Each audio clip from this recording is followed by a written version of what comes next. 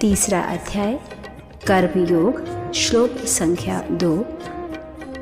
अर्जुन ने कहा,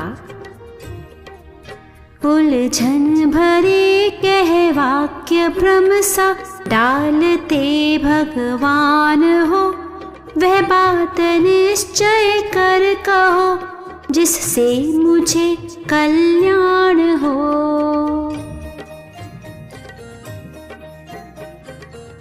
कभी कभी हमारे जीवन में ऐसी स्थिति आ जाती है जब हम समझ नहीं पाते कि सही क्या है और गलत क्या।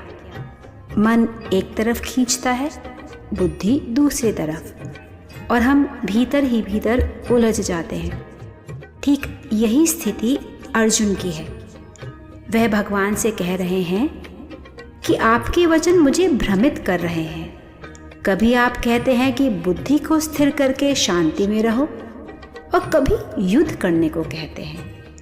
मैं समझ नहीं पा रहा कि मेरे लिए सही क्या है। अब जरा इसे अपने जीवन से जोड़कर देखें। मान लीजिए आप एक कठिन निर्णय के सामने खड़े हैं, जैसे कि एक सुरक्षित नौकरी में बने रहना या अपने सपनों के पीछे जाना। एक तरफ मन कहता है सुरक्षित रहो, दूसरी तरफ भीतर की आवाज़ कहती है जो तुम्हें सच्ची खुशी दे वही करो। ऐसे में क्या होता है? हमारी बुद्धि भ्रमित हो जाती है, और यही अर्जुन के साथ हो रहा है। यहाँ अर्जुन एक बहुत गहरी बात कह रहे हैं। वे कहते हैं कि एक और आप संभाव और शांति की बात करते हैं जो एकांत में साधना से संभव है, और दूसरी ओर आप मुझे युद्ध में उतरने को कह रहे हैं जहाँ शरीर को कष्ट, पीड़ा और मृत्यु का भी भय है। सोचिए, युद्ध का मैदान कैसा होगा? चोट लगने का डर, अपने प्रियजनों को खोने का डर, और साथ ही सामने वाले के प्रति क्रोध और वैर का भाव। ऐसी स्थिति में मन को शांत और बुद्धि को स्थिर रखना कितना कठिन है।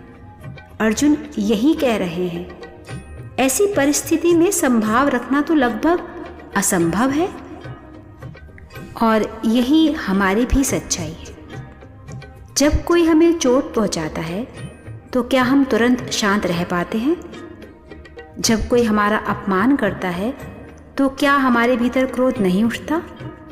यही मानवीय स्वभाव है। इसलिए अर्जुन स्वीकार करते हैं कि आपके इन मिले जुले वचनों से मेरी बुद्धि मोह में पड़ रही है। मैं स्वयं निर्णय लेने में असमर्थ हो गया हूँ।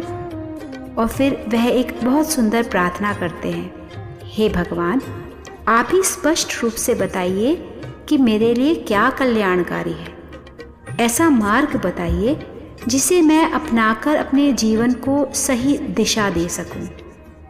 यहाँ हमें एक बहुत बड़ा संदेश मिलता है।